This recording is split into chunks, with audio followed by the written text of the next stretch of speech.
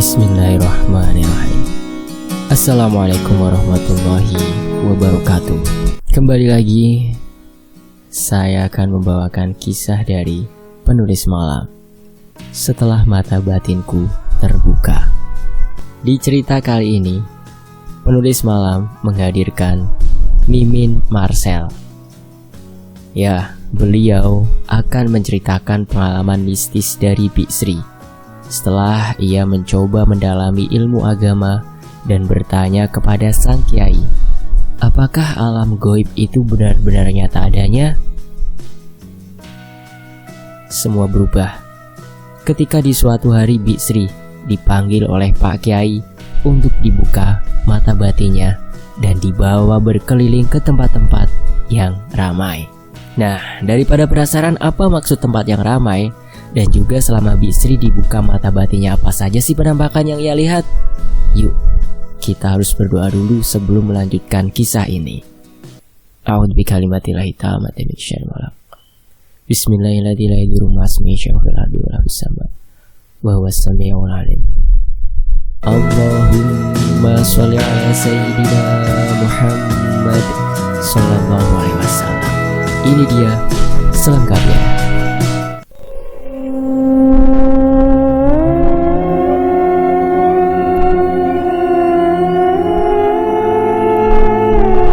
Sebelumnya, Mimin Marcel ya, di sini penulisnya ya, akan bercerita dari sudut pandang Bik Sri, supaya teman-teman gak bingung. Aku yang saat itu sedang menempuh ilmu agama di suatu padepokan di Jawa Barat, banyak bertanya kepada guru spiritualku tentang dunia gaib. Bagiku, mempelajari hal-hal tak kasat mata adalah sebuah kesenangan tersendiri. Sewaktu aku SMA, aku pun sempat mengalami beberapa peristiwa misteri yang menurutku itu adalah pengalaman yang luar biasa.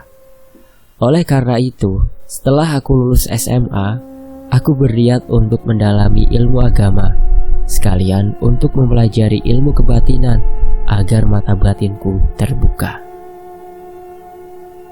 Singkat cerita, setelah aku bergabung di padepokan itu, aku cepat mempelajari banyak ilmu agama.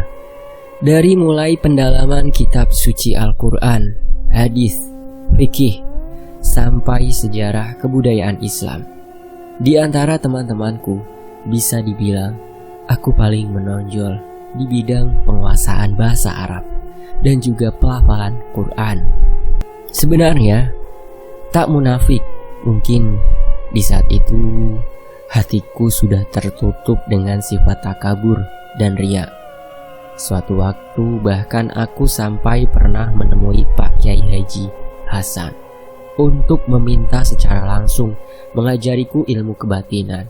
Aku tahu sebenarnya caraku ini bisa dibilang sangat tidak sopan.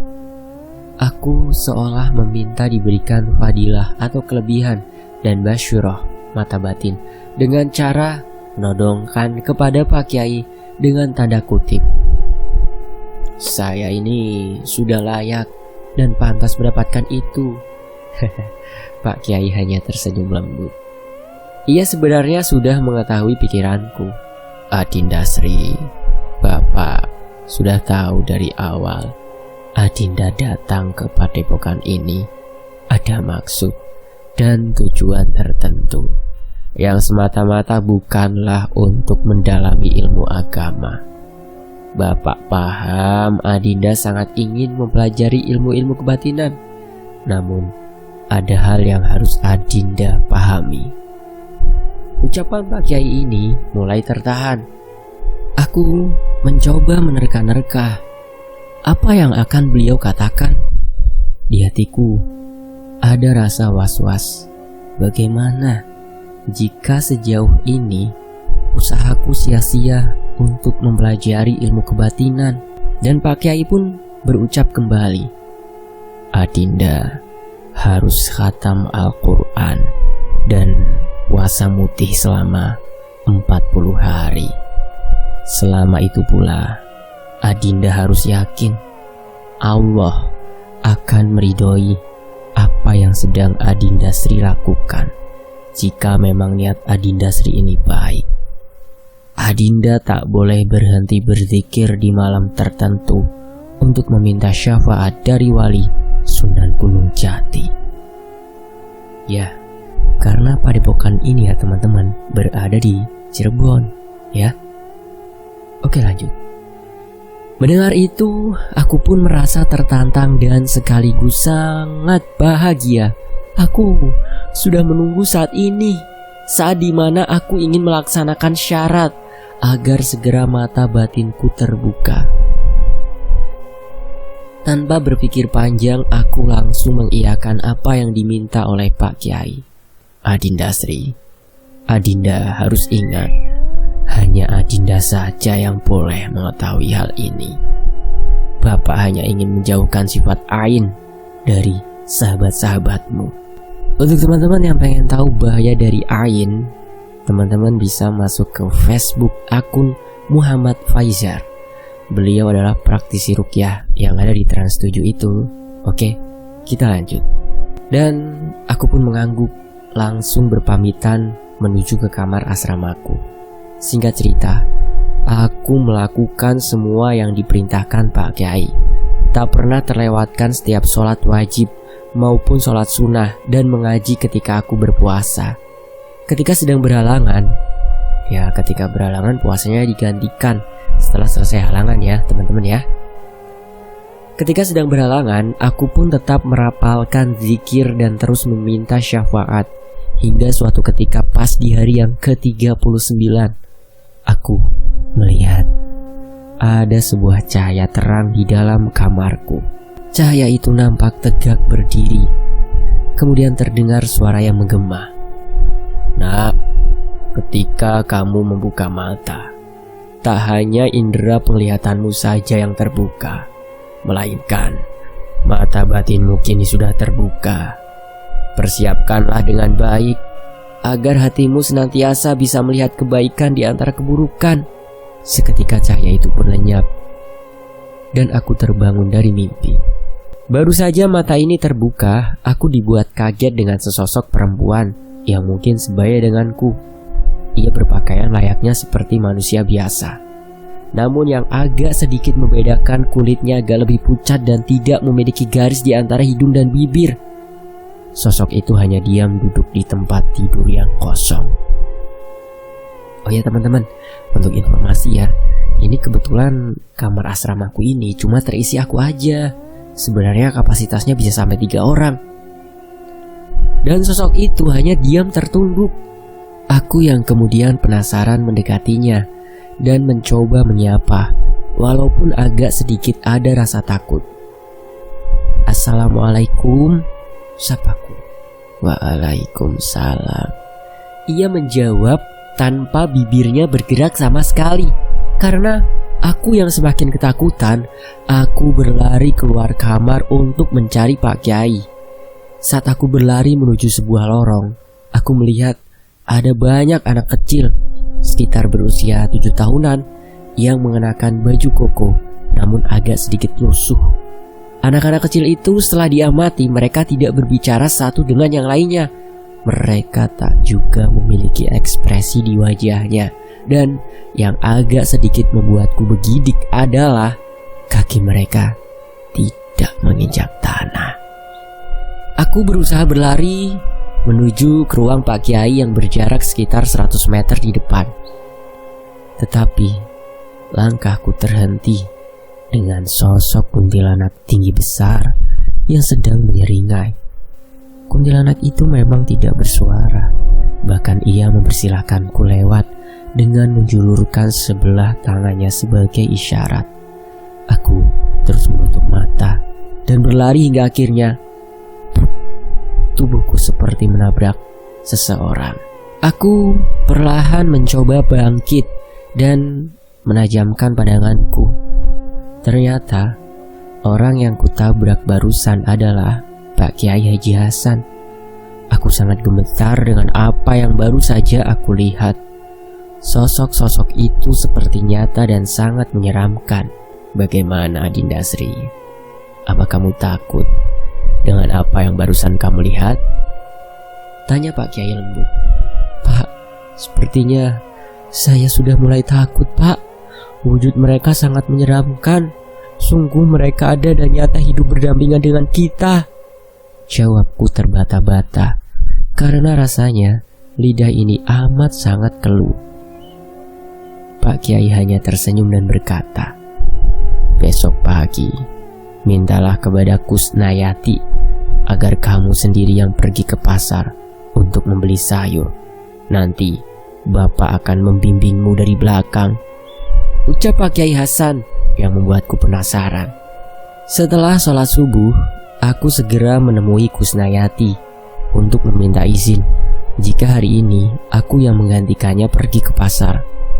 Sebelum pergi, aku sempat menjumpai Pak Kiai yang kemudian menutup mataku dengan tangannya dan terdengar mulutnya merapalkan sesuatu. Kamu pergilah ke pasar. Jangan takut dengan apa yang kamu lihat ya. Teruslah berjalan dan beristighfar jika dirasa ada penampakan-penampakan sosok menyeramkan. Aku yang sudah mengerti instruksi dari Pak Kiai langsung bergegas ke pasar karena harus cepat-cepat berbelanja sebelum jam 6 pagi. Baru saja berjalan keluar dari padepokan, aku dikagetkan dengan penampakan sosok hitam tinggi besar yang berdiri di samping pohon benda. Aku mempercepat langkahku, dan kemudian aku merasa di depan ada seorang ibu-ibu yang berjalan. Assalamualaikum, permisi Bu, mau ke pasar juga ya Bu? Sapaku. Karena pagi itu masih agak gelap, aku tidak begitu jelas melihat wajah si ibu. Saat ibu itu menengok, ternyata yang kulihat adalah sebelah wajahnya hancur, mengeluarkan darah segar. Neng, tolong cariin mata sama gigi ibu, Neng. Ibu gak bisa pulang kalau belum ketemu mata sama gigi ibu. Dek, mataku langsung terbelalak melihat wajah ibu yang rusak. Astagfirullahaladzim, teriakku. Namun ku dengar dari telingaku, Dinda Sri jangan takut, teruslah berjalan dan tetaplah berzikir agar hatimu tenang. Aku kemudian menghiraukan apa yang baru aku lihat, hingga sampailah aku di pasar. Di pasar terlihat sangat ramai. Tidak hanya manusia saja yang berlalu lalang, namun terlihat juga banyak makhluk tak kasat mata memenuhi pasar. Yang membedakan antara manusia dan makhluk seperti itu adalah ketika berjalan makhluk itu dengan mudah menembus tubuh manusia ataupun tembok. Kepalaku hampir dibuat pusing dengan kondisi keadaan pasar yang saat itu memang penuh sesak. Aku mencoba untuk duduk dan menarik nafas.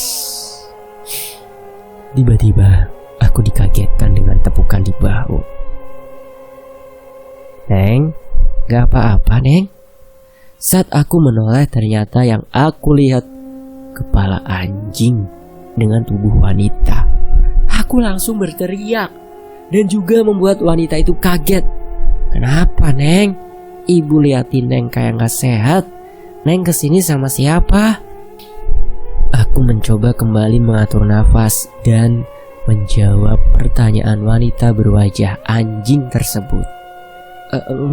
Enggak apa-apa kok Bu. Saya cuma agak sedikit lemas aja, kurang enak badan. Saya kesini sendiri Bu. Tempat saya dekat kok Bu, di padepokan Pak Haji Hasan. Jawabku sedikit berbohong.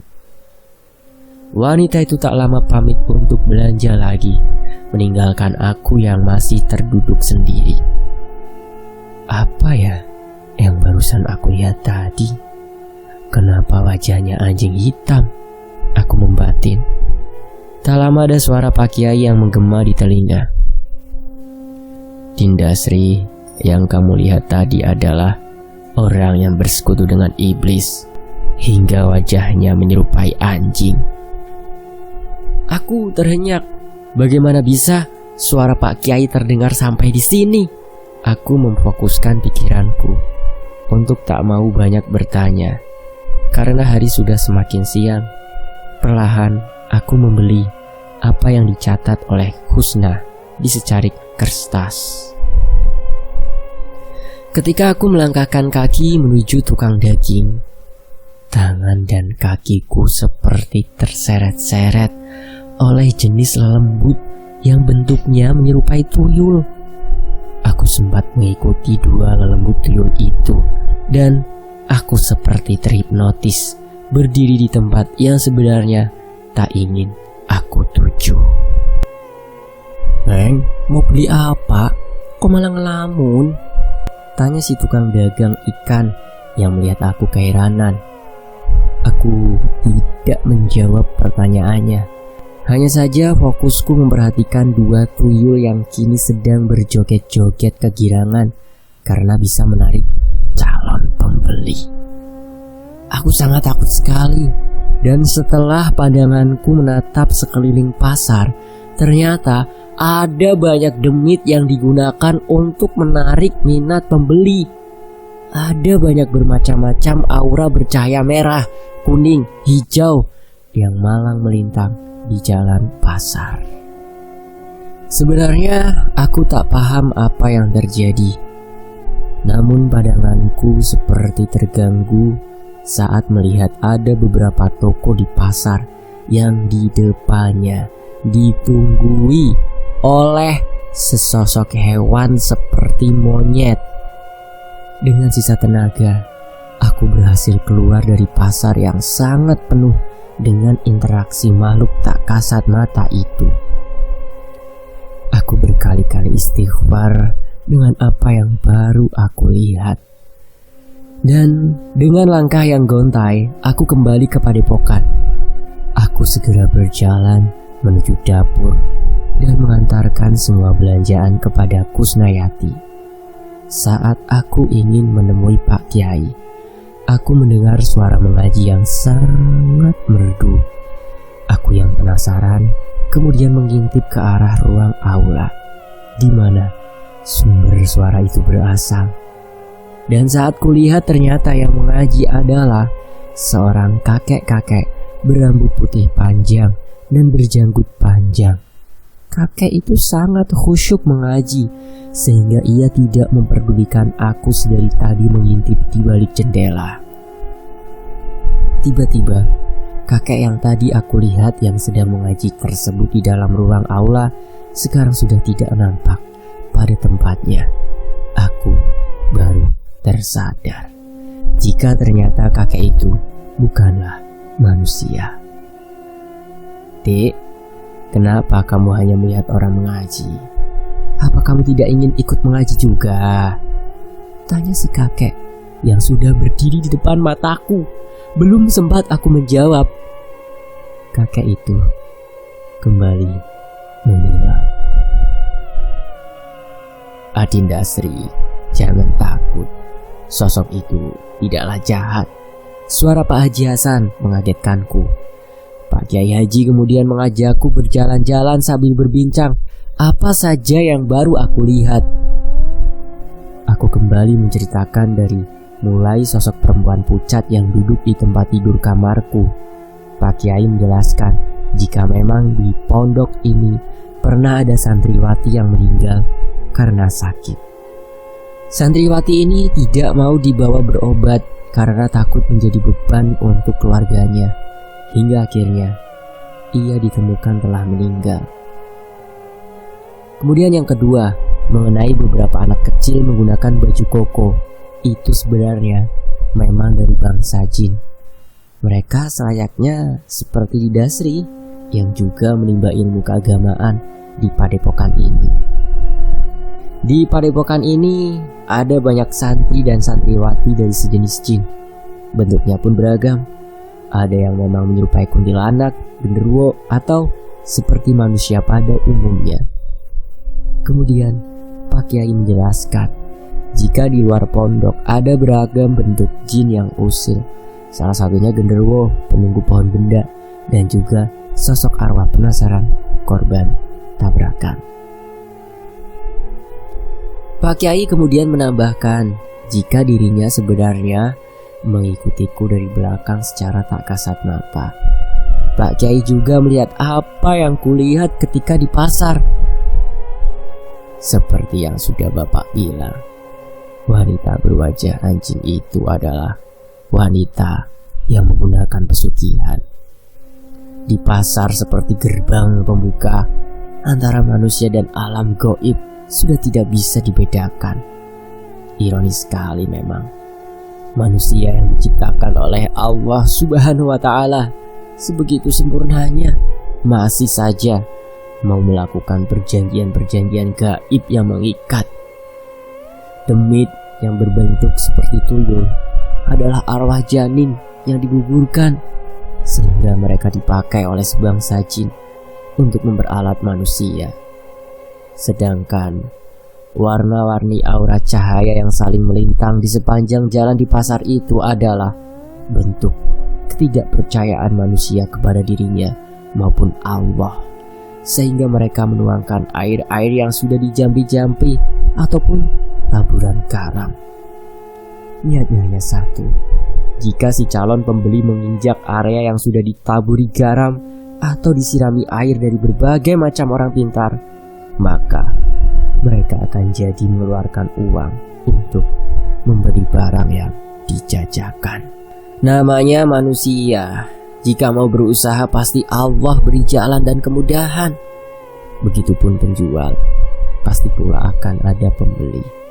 Namun kini hati manusia telah tertutup dengan hawa nafsu ingin sukses dengan cepat, sehingga menghalalkan berbagai macam cara. Ungkap Pak Kiai Hasan sambil tangannya terus berzikir. Pak Kiai melanjutkan ceritanya, menceritakan sosok kakek yang mengaji di ruang aula. Kakek itu memang sebangsa jin putih. Beliau berumur ratusan tahun. Kakek jin telah berada di wilayah ini jauh sebelum padepokan ini dibangun. Menurut pengakuannya, beliau adalah pengikut dari salah satu wali Cirebon sewaktu beliau menyiarkan agama Islam di Nusantara.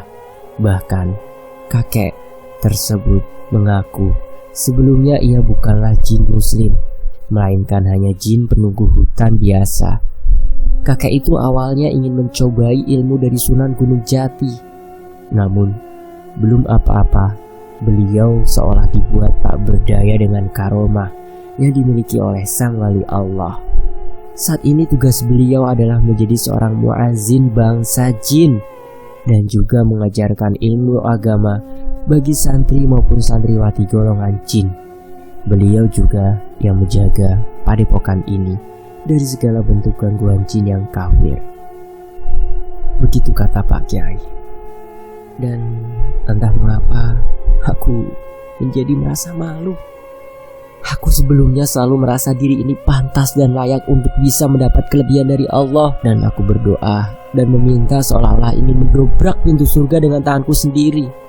Kini sangat tertampar di relung hati.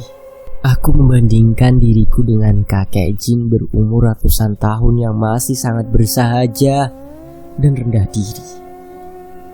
Kakek itu selalu memuliakan nama Allah dengan selalu membaca Al-Quran dan menjadi manfaat bagi sesama jin. Aku bisa mengaji, namun aku tak bisa untuk mengaji hatiku sendiri. Aku bisa melafalkan Quran, namun tidak bisa mengingat kebaikan orang yang pernah menolongku. Aku menyadari apa yang kulakukan adalah sebuah kesia-siaan dan aku tidak pantas mendapatkan kelebihan ini. Aku kemudian meminta Pak Kiai untuk menutup kembali mata batinku. Cukuplah 2 hari pengalamanku melihat dan berinteraksi dengan makhluk-makhluk tak kasat mata. Dari sini, aku belajar untuk tidak memaksakan kehendak. Aku belajar untuk tidak takabur. Dan juga aku belajar jika selayaknya manusia hidup di dunia hanya sementara dan jangan pernah bersekutu dengan iblis untuk mendapatkan kemudahan. Dengan senang hati, Pak Kiai menutup kembali mata batinku. Sungguh, itu adalah pengalaman yang seumur hidup takkan pernah aku lupakan. Akhir cerita, aku keluar dari padepokan pesantren binaan Pak Kiai Haji Hasan setelah 2 tahun menimba ilmu di sana. Dan aku langsung mengabdikan diriku menjadi guru mengaji di kampung halaman sesaat setelahnya. Aku merasa bahagia karena bagiku yang terpenting bukanlah memiliki keistimewaan di mata manusia, namun keistimewaan di mata Allah. Karena di dalam hidup sudah bisa menjadi syafaat bagi orang lain. Untuk penutup, mungkin itu saja cerita yang bisa Mimin Marcel sampaikan ya. Semoga yang baik dari cerita ini bisa diambil sebagai pelajaran. Penulis mau mengucapkan terima kasih bagi semua yang sudah meluangkan waktunya untuk menyimak kisah-kisah ini. Dan tak lupa juga, penulis meminta maaf jika ada banyak kesalahan maupun kekurangan dalam setiap penulisan kisah ini. Akhir kata, wabillahi taufiq wal hidayah. Wassalamualaikum warahmatullahi wabarakatuh. Sampai jumpa di kisah lainnya. Tetap di Fakta Sejarah. Terima kasih teman-teman. Alhamdulillah.